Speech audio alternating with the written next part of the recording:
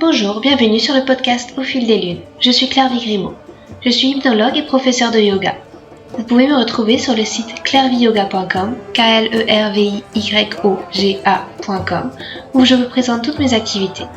Toutes les semaines, je reçois des invités dans ce podcast qui nous parlent de leurs activités autour du bien-être, que ce soit l'hypnose, le yoga, le reiki, la sylvothérapie et bien d'autres thèmes encore.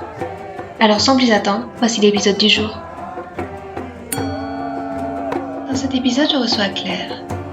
Claire est psychopraticienne et transmettrice des enseignements des 13 mères originelles. Il y a quelques semaines, une amie m'avait mis la puce à l'oreille par rapport à l'activité de mise en voix et en musique du livre de Charlotte Joussomme et Le miroir brûla, portrait conté de Marguerite Porete, que Claire offre sur son site. Alors j'ai écouté et j'ai été transportée. J'ai donc eu envie d'en savoir plus sur la personne derrière ce joli projet. Et ce fut une belle rencontre. Avec passion, Claire nous raconte sa relation mystérieuse à ce livre narrant de façon imagée la vie de Marguerite Porete, qui fut une femme de lettres mystique et chrétienne du courant des Béguines du XIIIe siècle, brûlée la tête haute avec son livre « Le miroir des âmes simples et anéanties ». Les petits cailloux semés dans la vie de Claire l'ont menée à vibrer fortement avec le portrait de Marguerite que conte Charlotte Joussomme. Des miroirs qui brûlent sans se briser, des voyages méditatifs qui éveillent, des dessins qui bouleversent. Toutes ces expériences ont été miroitées, d'une femme à l'autre, d'un siècle à l'autre, à travers un prisme magnifique, grâce auquel nous pouvons nous aussi percevoir notre reflet, entendre un appel et entrer en résonance avec notre propre cheminement. D'un ton chantant, Claire nous explique le pouvoir d'une mise en voix d'un texte, lorsque c'est l'oreille du cœur qui reçoit la voix et non le cerveau qui décrypte des mots. Nous abordons aussi sa rencontre avec les enseignements des 13 mères originelles il y a une dizaine d'années, et ceux du loup blanc, ainsi que toutes les synchronicités merveilleuses qui peuvent entrer dans nos vies lorsque l'on lâche prise. Un épisode qui donne envie d'ouvrir grand son cœur et ses oreilles au message de la nature et se dispenser par l'univers. Bonjour Claire, je suis ravie de te recevoir. Tu es Claire Arnoul, tu es psychopraticienne. Est-ce que tu pourrais peut-être te présenter à nos auditeurs en quelques mots ? Alors effectivement, j'exerce en tant que psychopraticienne. J'ai fait beaucoup d'études en psycho dans un premier temps, et puis après la spiritualité, un monde bien plus grand, est venu sur mon chemin, et donc j'intègre ces outils de psycho dans une pratique aussi d'accompagnement, en plus des activités thérapeutiques classiques auprès des femmes, donc qui ont envie de redécouvrir leurs vraies valeurs et de pouvoir s'aligner avec elles pour vivre une vie plus authentique qui leur convient mieux, avec le soutien des enseignements des 13 mères originelles, en particulier, qui est un enseignement ancien, et puis celui du loup blanc, qui est pareil, un enseignement chamanique basé sur la roue de médecine. Voilà, donc je fais des cercles de femmes, j'accompagne des personnes individuelles de plusieurs façons. Et je traduis également des ouvrages de l'anglais au français. Depuis récemment, sans oublier, que j'ai co-organisé aussi les 3 éditions du Festival du Féminin dans les Vosges, 2017, 2018 et 2019. Voilà. D'accord. Tout un beau panel d'activités. Et moi, si je t'ai connue, c'est parce qu'une amie m'avait fait découvrir ton projet de mise en voix du livre de Charlotte Joussomme et Le miroir brûla. Est-ce que tu pourrais peut-être nous présenter ce projet, nous présenter ce livre, nous parler de pourquoi tu as eu ce coup de cœur aussi? Je trouvais ton histoire assez jolie. Est-ce que tu pourrais nous parler de ce sujet? Oui, donc du coup, dans toutes mes activités, j'ai aussi une vie personnelle riche où je lis énormément et je me laisse toucher par beaucoup d'auteurs. Et donc, dans la suite de mon parcours à la recherche des communautés de femmes, des cercles de femmes, donc, qui m'animent depuis quelques années, je suis tombée sur les Béguines. Donc, les Béguines qui sont des femmes qui ont vécu en communauté au XIIe, XIIIe, bonjour le chat, XIVe siècle.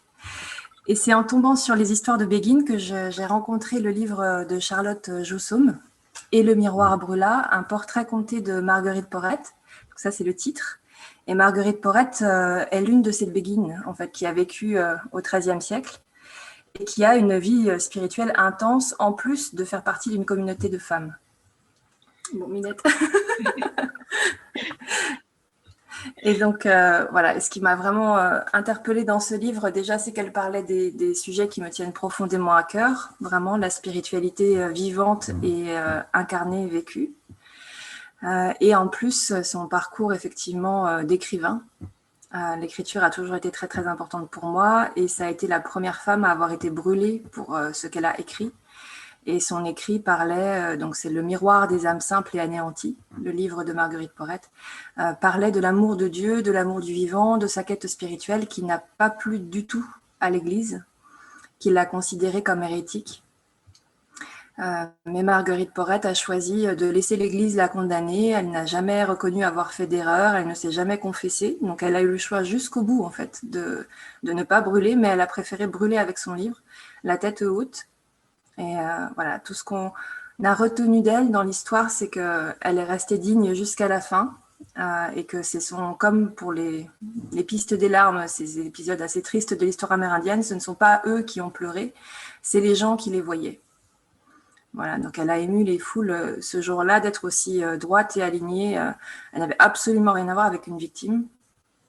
Et c'est ce parcours de femme, déjà de vraie femme, vraiment assez étonnant, qu'elle ait vraiment existé, qu'elle ait été jusqu'au bout de cette façon, qui m'a touchée. Et aussi ce qu'en a fait Charlotte, parce que comme on ne connaît rien d'elle, voilà, Charlotte a inventé l'histoire de cette femme, qui elle avait pu être, comment avait pu être son enfance, pour qu'elle devienne cette femme-là, capable d'aller jusqu'au bout, d'aller voilà, vivre la vie jusqu'au bout et l'incarner.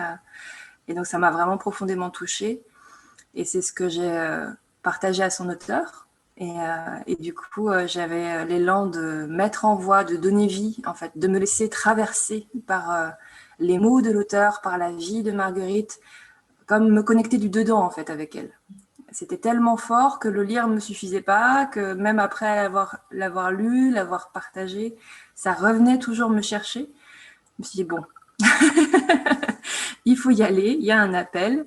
Et Charlotte, du coup, après m'avoir entendu, Charlotte l'auteur, du coup, après m'avoir entendu lire le livre une première fois à haute voix, a trouvé qu'effectivement la résonance était forte et belle et qu'elle permettait de toucher par écho, faire vibrer en fait ceux qui entendaient ce portrait conté par l'intermédiaire de ma voix.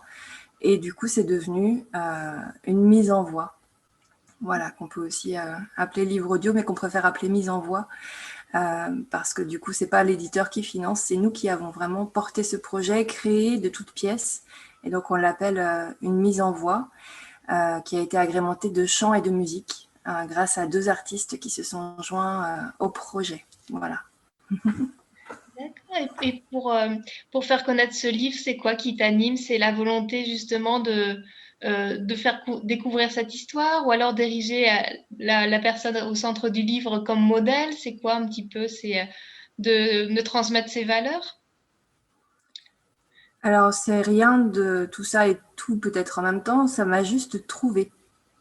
Moi, je suis quelqu'un qui suis très ouverte et en même temps qui résonne fortement, qui vibre fortement. Et donc là, mon cœur a été tellement touché que j'ai juste suivi le chemin, en fait. C'était trop important pour moi, mais il n'y avait rien il n'y avait pas d'idée, il n'y avait pas de, même peut-être pas de volonté. Et c'est bien de ça, en fait, dont parle Marguerite Porete aussi bien que Charlotte. C'est que dans ces parcours spirituels, on expérimente parfois des expériences d'éveil qui sont comme des anéantissements, comme des éclairs de conscience où on devient à la fois tout et vraiment été mue dans le sens de mise en mouvement par ça. Ça m'a trouvé, ça m'a cherché, c'était un mystère, mais c'était plus important que je le suive, voilà, que de penser faire quelque chose. Donc je l'ai suivi et c'est en le suivant, en écoutant cette piste et en continuant ce projet, que j'ai découvert dans mon histoire des choses que dont je ne me rappelais pas. Et elles étaient tellement évidentes pour moi, en fait, que je ne les voyais pas, qui faisaient écho avec ce livre et pourquoi ce livre m'avait touchée. Donc il a fallu que ce soit des amis qui me connaissent depuis un certain temps, qui me disent « mais évidemment, ton miroir a brûlé ». C'est normal que tu mettes en voie le miroir brûlage. Ah bon? Pourquoi? Et donc là, cette amie m'a restitué un bout de mon histoire que j'avais vécu, mais que je n'avais pas mis en relation. Et qui est qu'effectivement, dans ce parcours des 13 mères originelles, donc on parcourt un enseignement pendant 13 lunes, et dans la façon dont je le parcours, on établit un bouclier, une peau tendue sur un cercle de bois qui nous permet de mettre les symboles qu'à chaque lune on reçoit. Et donc ça, j'en ai fait, comme c'est un parcours que je suis depuis 10 ans maintenant, j'en ai fait un par année, donc pas mal. Sauf que cette année-là en particulier, en 2018, je l'ai brûlé en 2018, mais je l'ai fait en 2017.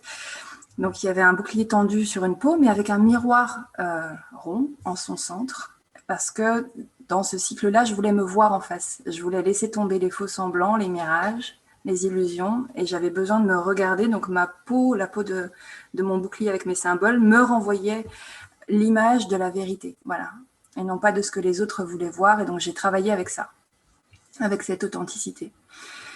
Et donc ce bouclier est amené à être brûlé, et je l'ai fait brûler. Donc 1 an et demi après le début de ce cycle. Et donc il a brûlé dans le feu avec les autres boucliers parce qu'on est en cercle, donc on les fait brûler ensemble.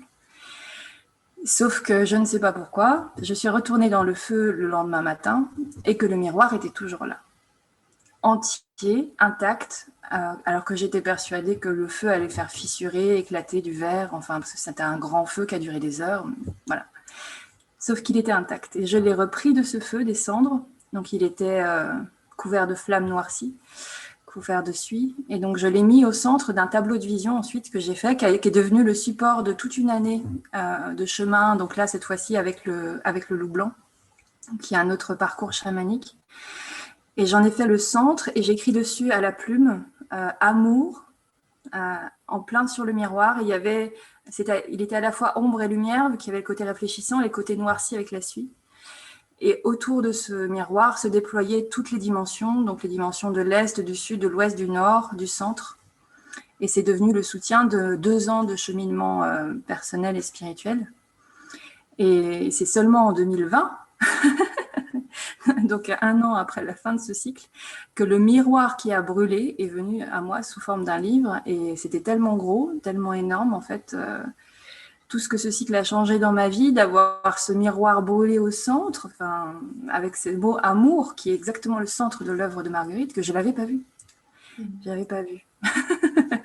Et donc, c'est au fur et à mesure, en fait, où j'ai continué à tisser cette expérience, à le mettre en moi, à le mettre en moi, c'est joli, à le mettre en voix, et à le mettre en moi pour le mettre en voix, que j'ai découvert, en fait, que j'ai exhumé dans mon histoire beaucoup de choses qui me connectaient déjà. Avec ce livre, avant même qu'il soit écrit. Mais donc il y a comme un mystère, effectivement, qui est beaucoup plus grand que moi, beaucoup plus fort que moi, et que même je ne connais pas, qui s'écrit à mon insu, mais qui était déjà là. Voilà. Donc du coup, il y a beaucoup de choses, en fait, qui m'ont porté, soulevé, entraîné à faire ça. Et c'est pas une volonté, en fait, de vouloir partager, mais c'était l'élan effectivement de diffuser cette histoire et surtout de me laisser traverser et d'avoir confiance en fait. Confiance que cette chose qui était plus grande que moi, si elle voulait se dire comme ça, si elle voulait traverser, c'est que il y avait certainement une raison et une résonance à apporter, à partager. Voilà, j'ai fait confiance à ce mystère-là en fait, sans savoir à aucun moment donné si ça allait se réaliser, parce qu'il y a eu beaucoup d'obstacles aussi. Parce que c'était en plein confinement, parce que donc un musicien était en Alsace et puis la chanteuse était à Toulouse. Donc jusqu'au dernier moment, on n'a pas su en fait si ça allait pouvoir arriver. Et tout a toujours été confié au mystère. C'est une très belle histoire. Et moi, ce que je me posais aussi comme question, c'est qu'on voit bien la puissance de la mise en voix. Tu aurais des idées d'où cela vient? Parce que je trouve que vraiment, le texte lu par toi, ça a une résonance tout à fait particulière, une résonance d'ailleurs. Est-ce que ça t'a touché différemment? Est-ce que tu conseillerais à quelqu'un de plutôt lire le livre, de plutôt l'écouter? C'est pareil aussi pour l'enseignement des 13 mères. Moi, j'ai un peu de mal à le lire. Je trouve que ça assez ardu. Par contre, à l'écouter, c'est tout de suite plus fluide. Est-ce que peut-être la tradition orale y fait quelque chose? Tu aurais une idée d'où cela vient ou C'est le cœur du livre en fait. C'est le cœur du livre de Marguerite déjà, Marguerite Porrette. Et puis c'est le cœur du livre de Charlotte tel qu'elle l'a écrit, c'est l'oralité. C'est-à-dire que le fin profond, ce qui est touché en nous, ça reçoit. Donc, quand on lit, les yeux vont aller attraper les lettres et après, notre cerveau va devoir les ranger, voilà, les mettre en mouvement pour que ça forme des phrases, pour que le sens apparaisse. C'est tout un processus actif. Alors que la réception par l'oreille, là, ça offre aussi quand je fais les cercles de femmes, c'est-à-dire que grâce à l'oralité, grâce au fait de dire, de laisser ça me traverser, qu'elles reçoivent le fruit de la vibration et que surtout elles puissent se laisser complètement baigner, résonner dans ce qu'elles reçoivent, beaucoup de dimensions se déploient qui ne se seraient jamais montrées, touchées avec la lecture. C'est des processus très, très différents. On est vraiment dans un processus beaucoup plus mentalisé, alors que dans l'oreille, il y a déjà l'oreille du cœur, tout ce qui nous touche. C'est difficile d'être touché quand on lit un livre, on peut l'être, mais comme on est actif, on n'a pas forcément toute l'ouverture pour aller en profondeur avec ça. Et on touche aussi l'inconscient. C'est-à-dire que quand on écoute, ce qui n'est pas prêt à être entendu, pouf, se referme. Et on peut très bien ne rien entendre. Par exemple, les contes des 13 mères durent 40 minutes. Il y a un moment, ça peut être trop fort, pouf, l'inconscient se referme, il n'entend rien. Et hop, comme par miracle, il va se réveiller au moment qui nous interpelle. Mais pour autant, voilà, la conscience au sens où l'entendent les Indiens, ou en sens, on n'a pas vraiment de mots en français, mais celle qu'on est vraiment, notre essence, elle ne s'endort jamais. Donc même si notre inconscient a refermé, une partie de nous entend et elle pourra faire de ce trésor reçu quelque chose quand le moment sera venu. Et elle pourra déverrouiller et redonner accès à ce trésor entendu quand le moment sera là. Donc, tout ça, c'est permis par l'oreille, c'est pas permis par la voix. C'est pas permis par les yeux, pardon. C'est permis que par la voix. Et c'est aussi le cœur du livre de Marguerite, c'est-à-dire que ça a été mal entendu. C'est tombé, ça a été entendu pas par les mauvaises oreilles, mais par des oreilles qui entendaient mal en fait ce qu'elle disait et qui avait trait à la connexion à Dieu et qui a été perçu comme hérétique. Donc c'est comment transformer ce message quand il est dit par quelque chose qui est raisonnable pour ceux qui l'entendent et qui ne crée la nation et qui permet de déployer tout un peu plus aujourd'hui en le mettant dans des mots qui parlent de lâcher prise, d'oreille du cœur, voilà. Ça, c'est toute la magie de ce portrait qu'elle nous offre, parce que le langage du XIIIe siècle, le livre original de Marguerite, il est très, très, très profond, mais il est quand même dur, hein. Il est quand même vraiment ardu, y compris pour ceux qui sont vraiment dans les mystiques, ils ont quand même du mal à le lire. Donc là, le portrait compté de Charlotte le remet vraiment en langage accessible et permet qu'enfin ce soit entendu comme Marguerite l'exprimait et non plus comme une hérésie, comme une destruction de tout sens moral et religieux. Voilà, ça dépasse la religion, ça devient ce que c'était déjà, c'est-à-dire vraiment spirituel, et ça ouvre un chemin initiatique pour les femmes qui se sentent touchées par ce qu'elles entendent. Donc effectivement, l'oreille, la voix, c'est incarné, et c'est cette magie-là. On peut pas avoir le même effet. C'est pas possible quand on met par écrit que quand on reçoit par l'oralité. Donc, je ne sais pas si j'ai répondu à tout parce que j'ai l'impression qu'il y avait plusieurs dimensions dans ta question, mais c'est ce qui m'est venu. Si, c'était très clair. Ouais. Justement, on parlait de chemin initiatique. Tu chemines avec les 13 mers, avec le loup blanc. Qu'est-ce qui t'a mené vers ça? Ça a été naturel pour toi? Ça a été une découverte progressive ou du jour au lendemain, tu t'es dit, ah bah, je veux voir ce qu'il y a derrière? Est-ce que tu voudrais bien nous en parler? Oui, bah, ça va permettre de relier tout ce qu'on a dit précédemment. C'est vrai que ce mystère me traverse d'abord, avant de donner lieu à ces autres mystères qui se livrent et qui se délivrent par la voix. Et je l'ai vécu en premier. Donc c'était il y a 10 ans maintenant, en 2011. Donc j'avais un parcours, moi, intellectuel assez facile et en même temps que je n'arrivais jamais à terminer. Donc j'ai toujours été très douée voilà, pour les études, et à chaque fois qu'il fallait réussir, terminer un concours, la maîtrise par exemple en psycho, ou l'école des hautes études en santé publique, parce qu'à un moment donné, je me suis dirigée vers le métier de directrice d'hôpital ou de maison de retraite. Donc tout a toujours été très bien, j'ai toujours atteint des hauts niveaux en termes d'acceptation dans les rangs de ceux qui apprenaient, mais quand il fallait valider le diplôme, il n'y avait plus personne. Et ça a été, voilà, 10 mémoires écrits, aucun rendu. Ça a été la page blanche pour le dernier concours. Et ça a été la page blanche qui m'a délivrée, en fait, d'un monde où, voilà, tout était écrit. Voilà, où j'avais des compétences et il fallait les utiliser, il fallait les mettre à profit. Et en fait, je ne m'apercevais pas que je faisais ce qu'on attendait de moi, mais pas l'endroit où moi, je pourrais enfin me trouver. Et comme j'en étais pas consciente, mon inconscient est venu faire mettre une page blanche entre moi et cette carrière universitaire. Et ça a été très étonnant de rendre copie blanche. Et c'était comme si tout s'était effacé dans le cerveau, comme si c'était un écran plat cérébral. Et comme s'il y avait enfin tout l'univers qui s'était déployé, comme si enfin j'avais raté ma vie. Et je pouvais donc libérer de la réussite, la commencer. Et que jusque-là, il fallait tellement réussir dans tous les domaines que j'entreprenais que j'étais constamment occupée à ça et qu'il n'y avait pas de place, en fait, pour ce qui était vivant. Donc, ça a commencé comme ça en 2011. Et donc, ça a été vraiment une délivrance que je n'ai pas comprise. Hein, voilà, je l'ai vécue, mais sans la comprendre. Et je suis retournée dans les arbres, dans la forêt, et j'ai été ouverte énergétiquement aussi grâce aux arbres, grâce aux pierres que j'ai rencontrées de haut en bas. J'avais jamais rencontré de personnes qui vivaient ça, mais j'ai commencé à sentir tout ce qui était invisible, à me sentir connectée, voilà, à sentir vraiment tout ce qui allait sous la terre, les rivières souterraines, enfin voilà, beaucoup de choses que je sentais avec des mains, comme si des yeux s'étaient ouverts. Dans le yoga, on met souvent les yeux au centre des paumes. Bah, c'était ça. Donc je me suis ouverte vraiment à d'autres dimensions et c'est seulement au fur et à mesure, en me laissant guider par les synchronicités, les signes, que j'ai su que j'allais rencontrer les personnes qui allaient me guider. Et parmi ces personnes-là, il y a celle qui m'a fait rencontrer les 13 mères. Voilà, donc j'ai vraiment pas cherché du tout les 13 mères, elles m'ont trouvée.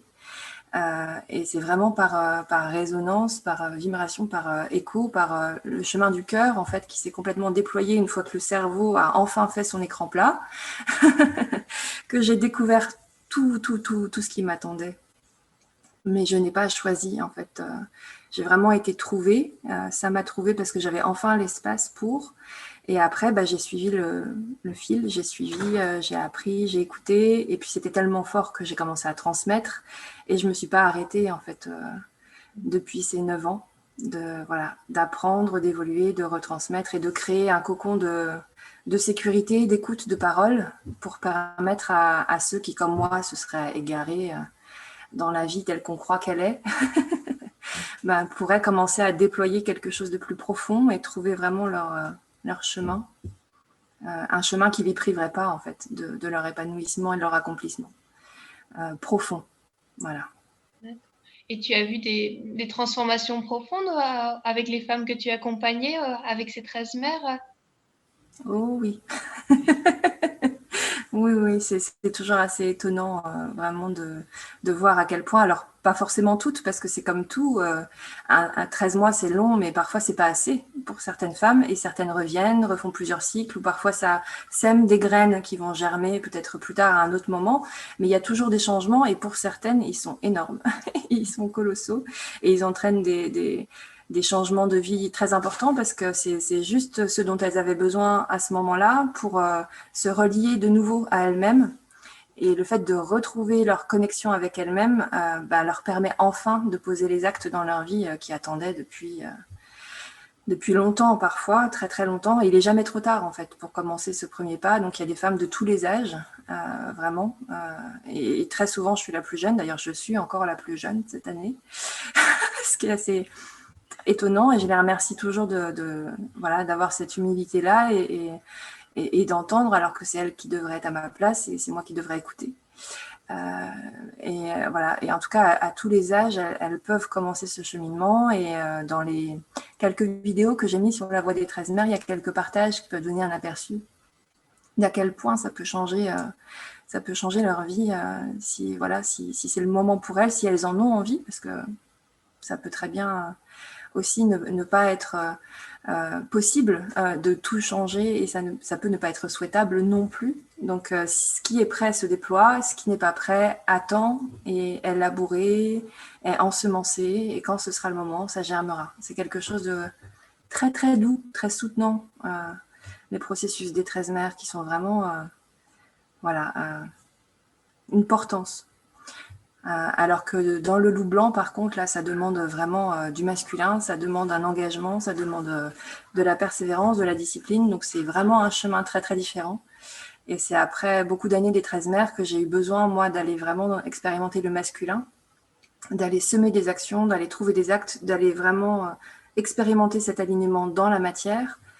Et le loup blanc, du coup, est venu à moi et m'a aidé à unir voilà, ce féminin profond avec ce masculin dans l'action. Et donc là, c'est des résultats assez différents pour les femmes.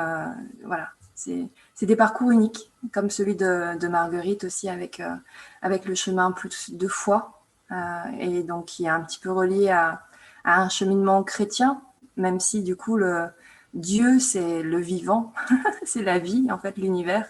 Et voilà, et le Christ, c'est celui qui est vivant.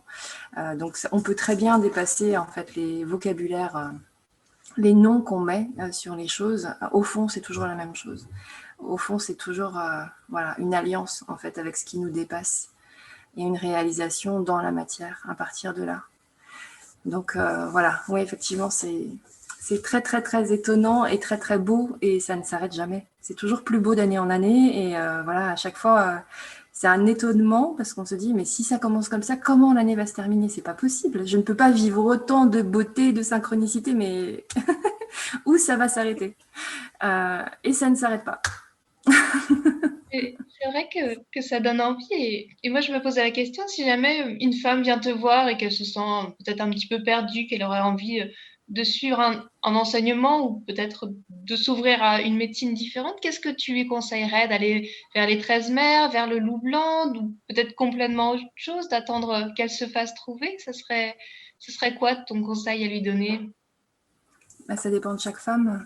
Voilà, moi j'ai aucun conseil à donner. Enfin, je marche pas trop par conseil. Je préfère entendre la demande, et à partir de la demande, en fait, raisonner avec elle. Et puis, si effectivement elle a une question, pouvoir l'aider à cheminer vers la route tracée par sa question.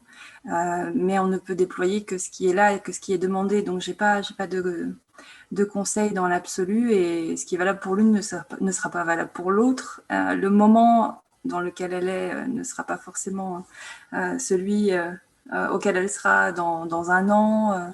Donc, dans l'absolu, c'est très, très difficile pour moi de donner un conseil. Si elles sont là, si elles sont reliées à moi, c'est qu'il y a une raison, en général, une raison ou une résonance. Et c'est à partir de ça, en fait, qu'on va développer et qu'on va voir vers où ça l'amène, en fait. Mais moi, personnellement, je suis vraiment une accompagnante. Et j'aime vraiment accompagner les gens vers ce qu'ils désirent, vers l'endroit où leur cœur les appelle. Et je ne suis vraiment pas en train de tracer des routes et des chemins pour les autres, ou de leur dire dans quelle direction ils doivent aller. C'est vraiment l'inverse de tout mon chemin, donc je me garde bien de le faire, en fait. Mais par contre, si elles ont besoin de quelqu'un, je suis là, et elles peuvent s'y appuyer, elles peuvent recevoir, et je mets voilà, tout ce que j'ai appris à leur service. D'accord, merci pour cette réponse. Et par rapport au miroir brûlant, c'est un projet qui a besoin d'un petit peu de financement. Du coup, est-ce que peut-être tu pourrais nous parler de comment on peut contribuer à chacun à son niveau pour financer ce projet, si tu veux bien? Oui, merci. Merci de me le rappeler. Donc effectivement, c'est un projet que nous avons décidé d'offrir le plus largement possible, pour que justement il puisse tomber dans les oreilles prêtes à l'entendre. Et donc, on a souhaité s'affranchir du milieu de l'édition, qui nous demanderait un financement, donc beaucoup de coûts associés à la production d'un CD ou autre. Et là, l'éditeur, étant ravi par l'expérience, nous a offert la possibilité de l'enregistrer par nous-mêmes. Et on a choisi de le financer par crowdfunding, par financement participatif. Donc, c'est-à-dire que pour que les artistes puissent être rémunérés, pour que le travail de montage qui a déjà fait puisse être aussi valorisé, voilà, on ouvre une cagnotte, et ceux qui ont aimé le livre et qui souhaitent nous soutenir peuvent recevoir, en échange de leur contribution, des perles, des cadeaux inédits. Par exemple, la bande originale, pardon, pas la bande annonce, la bande originale du livre, parce que la mise en voix et la mise en chant a aussi été toute une aventure. Les artistes se sont vraiment pris au jeu et ont vraiment osé improviser sans rien connaître du texte. Ils ont vraiment vibré avec juste les quelques mots que j'aurais dit. Ils ont été voilà, vraiment appelés par la participation à ce projet. Et c'est seulement en entendant pour la première fois les chapitres et les épisodes qu'ils ont improvisé vraiment sur place les morceaux, les musiques. Et ils ont dû avoir confiance en cet élan qui les traversait, en cette inspiration. Et on s'est abstenu de faire les moindres retouches, les moindres modifications, ce qui était vraiment, vraiment pas facile, ni pour moi, ni pour eux, parce qu'on est toujours perfectionniste avec ce qu'on crée.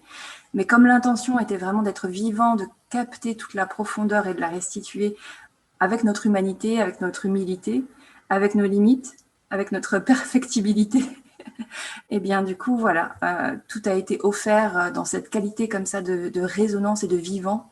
Et c'est vraiment des perles magnifiques.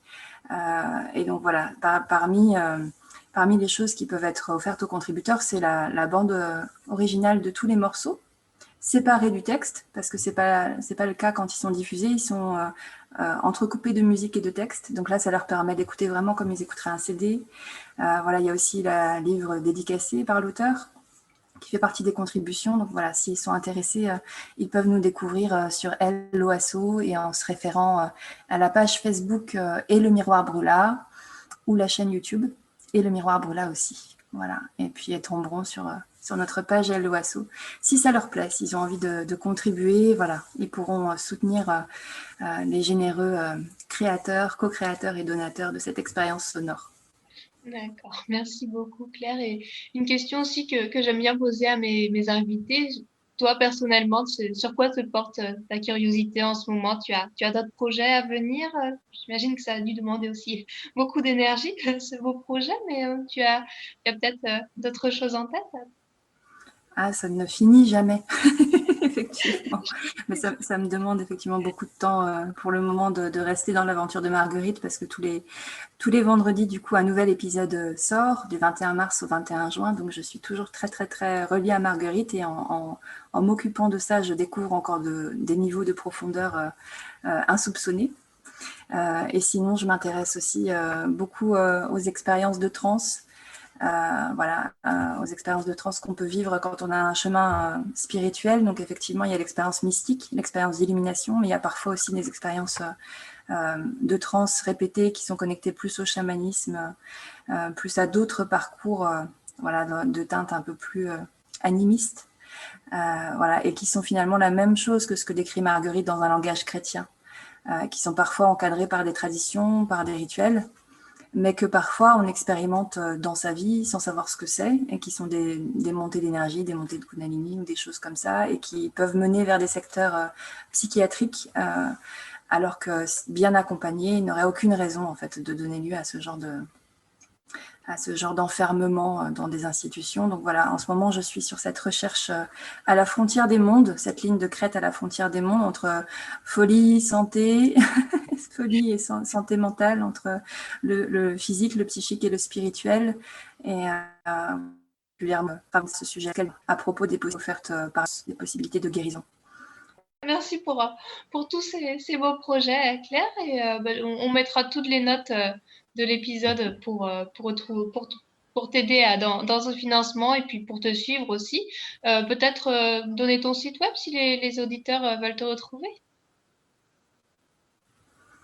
Ça a coupé un petit peu, mais donc j'ai un site internet, je suppose que c'est ça que tu demandais, un site internet, clairearnoux.com, personnel du coup, où vous retrouvez toutes mes activités, mais il y a aussi le site de la voix des 13 mères originelles.com, voilà, qui est consacré au travail sur les 13 mères, et qui pourra aussi donner des informations sur la parution prochaine de la mise en voix de ce livre-là.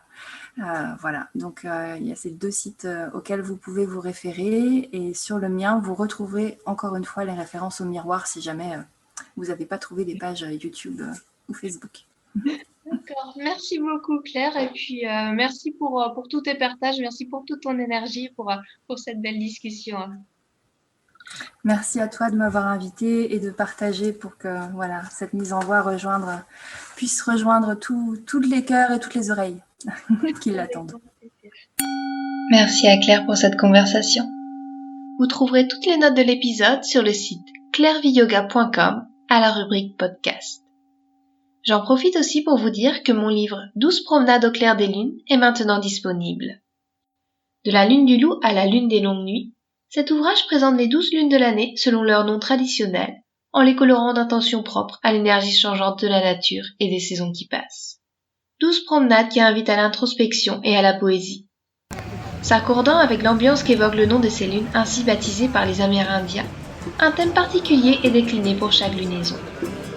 Reliant des notions d'Ayurveda, de yoga, de chamanisme, de sylvothérapie, de pratiques de bien-être, ce livre sera comme une carte du ciel nocturne qui révélera à vos yeux et à votre cœur comment relier vos étoiles pour y dessiner de sublimes constellations. Merci d'avoir écouté cet épisode et à très bientôt.